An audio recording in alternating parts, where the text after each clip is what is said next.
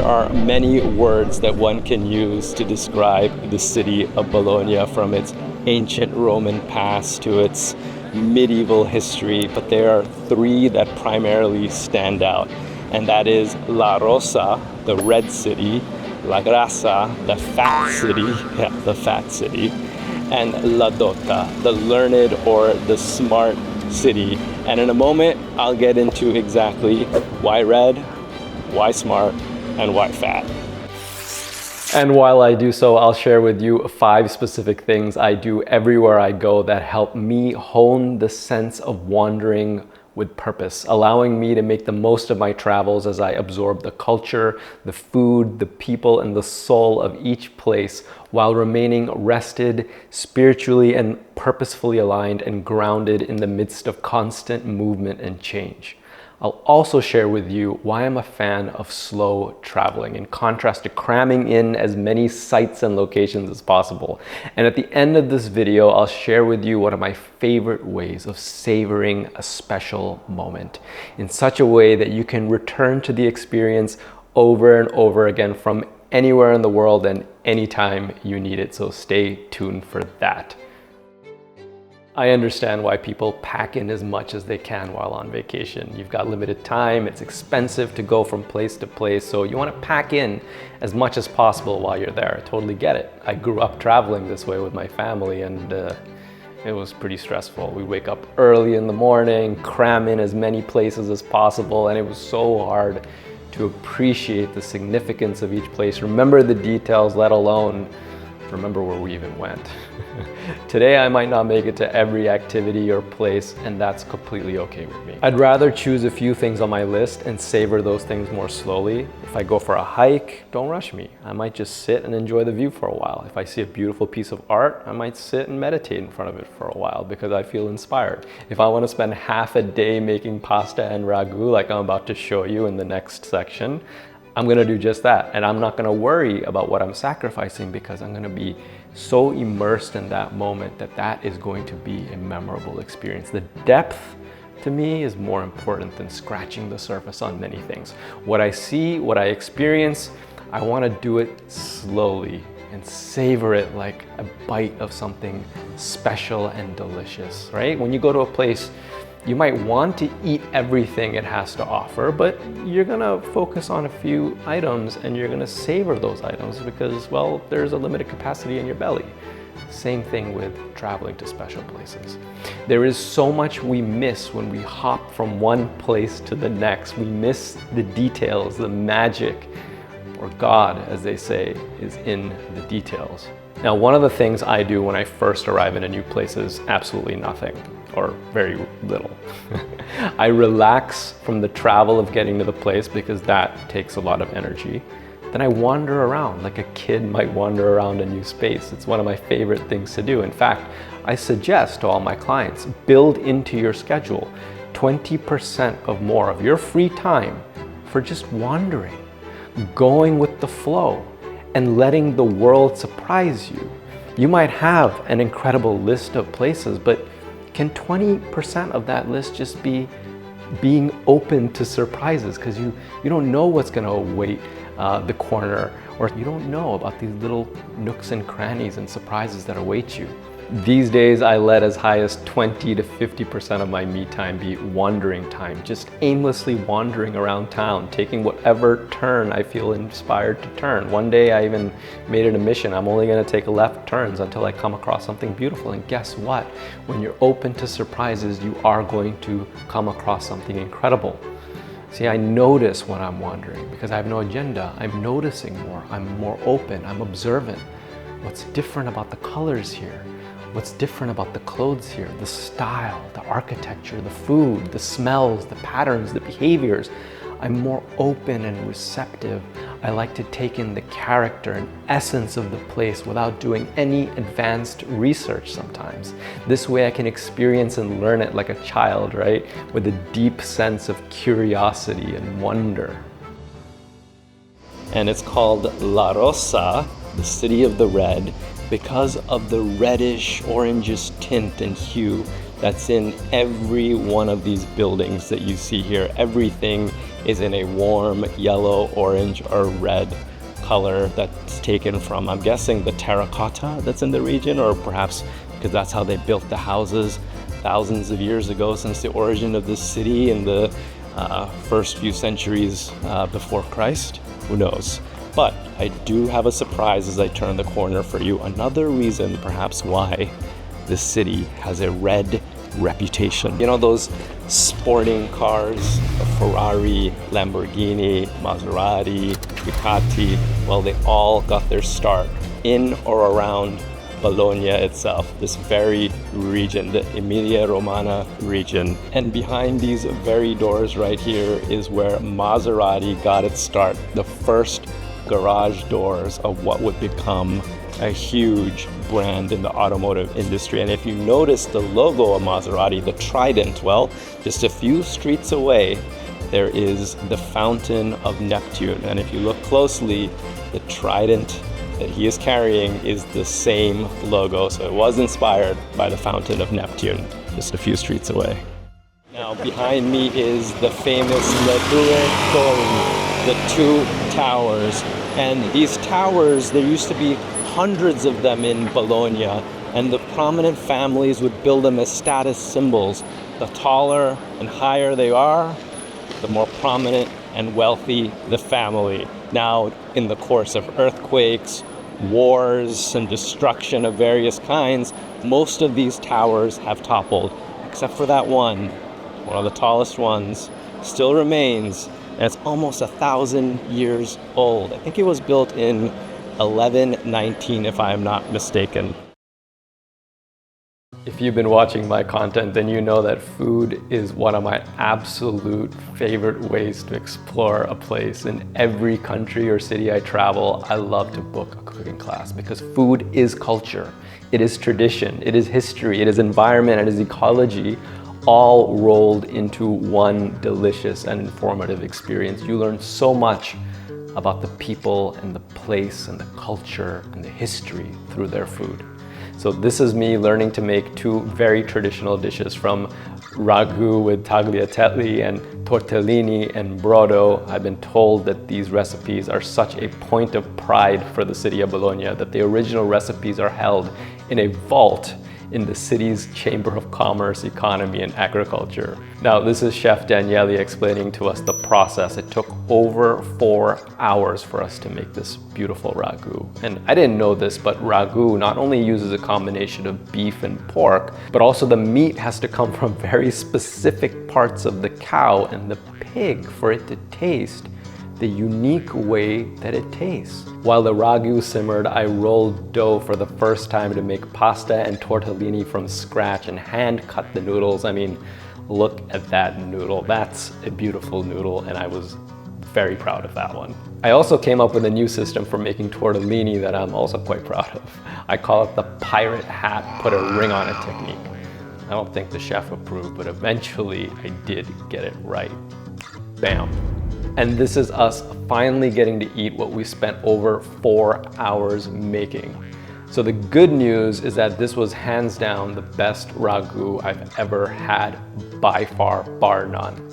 Now, the bad news, and I hope I'm completely wrong, is that that was probably the best bowl I ever had, and every other bowl of ragu from now on out is gonna be less than that. Unless, of course, I marry someone with an Italian grandmother.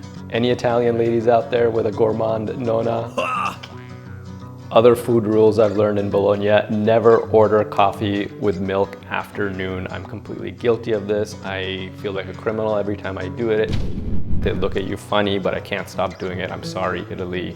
I know it's against the rule. So if you want to be procedurally correct, just don't order milk with your coffee. But if you want to be a rebel, like me, go ahead and do what you want to do. The other rule is don't mix your meat. So I made this beautiful crepe for one of my Italian farmer friends here. And inside the crepe, I added 2 types of meat, mortadella and salami. I thought it tasted good.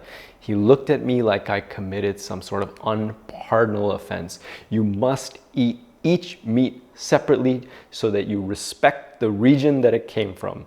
He yelled back at me. I said, look, does it taste good? And he was like, yeah, it does, but I'm never gonna tell my friends that I ate this. So I told him, I'm American and you should see what the Italian Americans have to say about mixing the meats. And the third do not do, I'm just gonna let Chef Daniele explain in this scene. Sorry, his name? Bolognese. No, Ragu. Ragu. It's Ragu. We have to call it Ragu, not Bolognese. Not Bolognese. Not Bolognese. I am now walking through one of the more popular food markets here in Bologna to talk about why they call this city La Grassa, the fat city. Now, this town is home to Parmigiano. It's home to tortellini, tagliatelle, mortadella, the king of meats, prosciutto, ragu, or as the rest of the world knows it, bolognese. You name it, this place is called the food capital of Italy for a reason, and one of the major gastronomic scenes in the world. Everywhere you go in this market, you just smell incredible aromas. You see pasta shapes and colors that are so specific to this region. And that's why I had to take a cooking class here so I can get my hands on what it means to make authentic Bolognese food. Is it Bolognese food? Yeah, Bolognese food. There are two things I do in each city I go to. I lace up my running sneakers and run or walk, or if it's possible to hike through every city. Not only does this allow me to stay physically active, it's a great way to see the details of each neighborhood close up. Again, this is all about taking in the details, right? Slowing things down. For example, if I'm walking or running and I come across a farmer's market, a museum or a church or something historical that interests me, I'll take a little note. I might look it up later to see what I experienced. If I see some good food that I like, I might grab it and put it in my running pack and savor it later. But this is all about the slow savoring. Being mobile without a clear destination allows you to explore and go down lesser known paths, alleyways and corridors. I'll give you an example. So Verona is a charming city, right? It's about less than an hour by train from Bologna. And this is a recent run I did where I just kept turning down random roads until I ended up at this abandoned castle. I don't think I'm supposed to go down this way. Maybe it's just a suggestion. Let's see what's around the corner. Wow, now look how cool this is. Completely off the grid, not on any map, and here I am creating incredible memories.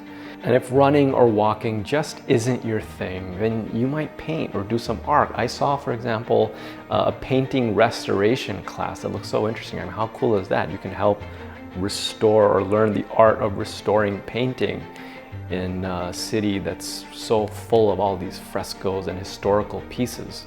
You can participate in music or theater events. This is me with my friend Leslie as we walk into an incredible Roman Colosseum in Verona. This is my first time watching Aida, and the Verona Colosseum is famous for their production of Aida. I also usually fall asleep during evening plays with music, but this was so action-packed, spectacle-filmed that it definitely kept me up. It was either that or it was the coffee that I drank after dinner. That might have helped. You can even take dancing classes. An Argentinian friend taught me some Argentinian dance moves recently in Bologna, and no, I'm not going to show you any dance moves on YouTube just yet. Maybe once I reach 50,000 subscribers. That'll be a really good moment to bust out some dance moves. The second thing I do in every city I go to is take a walking tour with a local guide. Now I get to explore the deeper story, the history, the cultural significance of every building that I was looking at as I was wandering the previous days. And this takes me to the fourth thing that I do, which is invest in local knowledge. No one knows the landscape better than a local, and most of the facts and the stories that I've told about Bologna in this video is thanks to my amazing tour guide through the city, Mercedes. It's 7th year med student at the University of Bologna. Hey Mercedes. I often go to Airbnb experiences to see what, the local skills or the local talents or the local tours are that I resonate with, or knowledge, right? There are great events that you can sign up for where not only will you meet someone who's going to teach you something new, but you're going to meet some amazing people as a part of this experience that you're going to get to know better. But also the host of these experiences, or even all the waiters or bartenders or wherever you end up going, you can ask them for recommendations, right? They live there, they know the city, they're always full of amazing ideas. Again, leave part of your schedule blank because it's gonna get filled up with the amazing things you learn from local knowledge. Now, I often get asked, don't you get lonely traveling so much? And the honest answer is yes, there are times that I wish I had someone, a friend or a significant other to share my experiences with. But I've found that making friends while traveling is also not that hard, as long as you put yourself out there a bit. Look, I'm not the most charismatic or charming person. It takes a lot for me to speak to strangers. Like even doing these YouTube videos, it doesn't come naturally or easily for me. I really gotta get myself in the mood and the mode to do it. There was a point in my life I couldn't even look at strangers in the eye. But I found in the course of traveling that as long as you're authentic and genuine with your curiosity or your interest, that whoever you open up a conversation with is going to reciprocate that same energy. For example, I was sitting in a cafe in Bali when I first arrived there, and I knew nobody.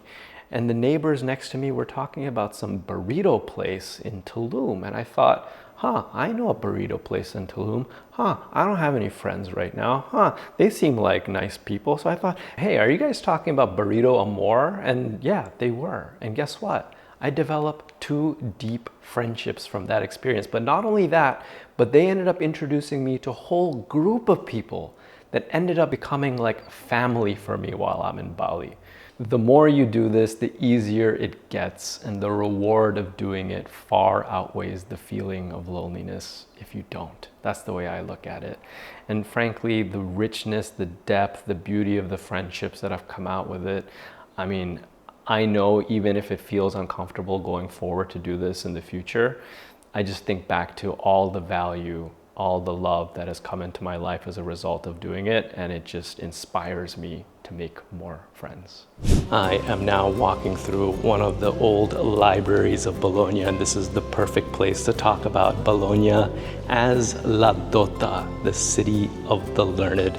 See, Bologna boasts one of the oldest continually running universities in the world, built in 1099. It actually is the oldest university in the Western world, and 20% of Bologna's population, about 100,000 people, are students here.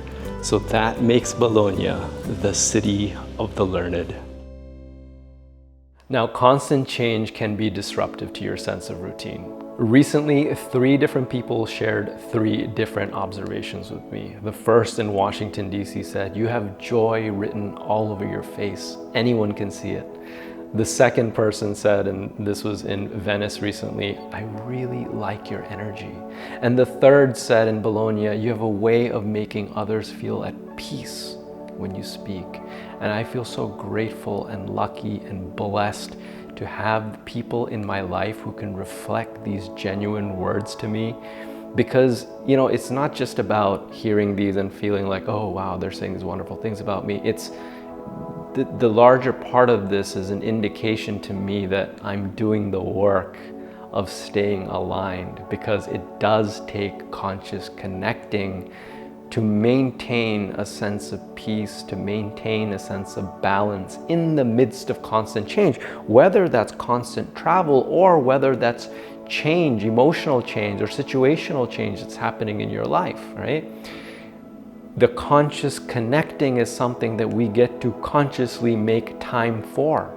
And like a mirror, others are reflecting the effort that you're making, or lack of effort that you're not making, back at you. And in this case, this was an indication to me that, hey, I am doing the work to stay grounded.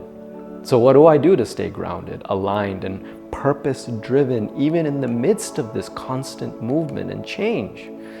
Well, I make time with God and with truth. I try to make time every morning before starting the day to meditate and pray Yes, even if I'm on vacation, time off, but I don't get time off from connection with consciousness, connection with truth. No matter where I am in the world, that connection cannot be severed, right? It can't be, especially if we're talking about you as a spiritual being. If you are spirit, how can you be separate from that which is spiritual? Even if there's little time, I'll just put on some AirPods, listen to words of scripture while I'm on a bus, a train, or a plane. Just listen. I make time for silence and meditation, because how else will I hear my intuition throughout the day? You know, often we watch these TV shows or movies where a significant other is walking out the door and their partner comes out and says, hey, don't I get a kiss? Or you'll see them give a nice kiss before they start the day, right? And they start the day feeling really good and connected. So they say, kiss your significant other on your way out the door. Well, how about sharing a spiritual and intimate moment with God before you head out the door? You leave with great power when you do. There's a third thing I do in every city that I visit. I like to visit at least one house of worship, not just tour it, but spend time in prayer there and contemplation. It can be any house of worship in any country, as long as it's quiet, peaceful, and dedicated to truth. That's all that matters to me. See, connecting with God helps me feel protected, guided, and surrounded by love, no matter where I am in the world, no matter what the situation or the circumstance. I'll now share a prayer with you that you might find useful as you wander with purpose. God, I seek refuge and protection under your wings. Let my path be smooth and harmonious. Let the love of joy and faith-filled people surround me. May I be welcomed with warm smiles, peaceful greetings, and generous spirit. I know you walk before me, Lord, so I have nothing to fear.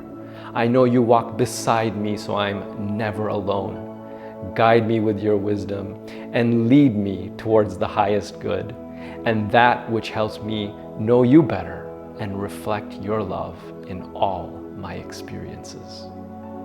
All right, so I started this video by saying I'm gonna end with a trick that I use to remember and relive certain experiences that are truly memorable.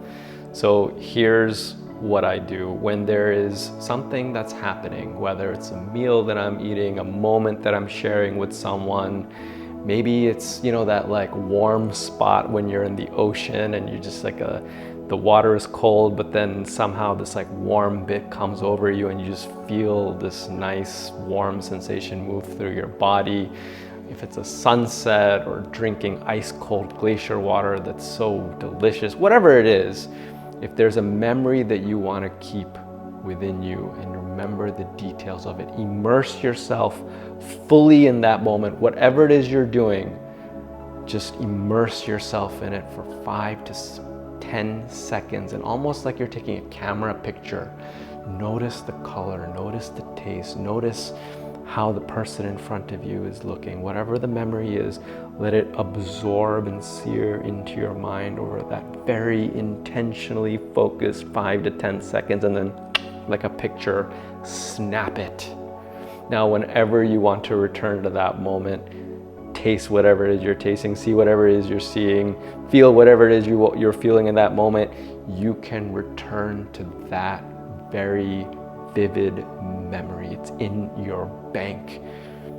So whenever you're facing a difficult situation or you want to remember and go back to that moment you were so grateful for, you've got it. You can go back to it. Thank you for watching this video. It's my absolute honor to share with you what works for me to connect deeper with each place I travel to. If this video resonated with you, go ahead and hit the like and subscribe, and I will see you in the next one. Until then, safe traveling, and may peace be with you.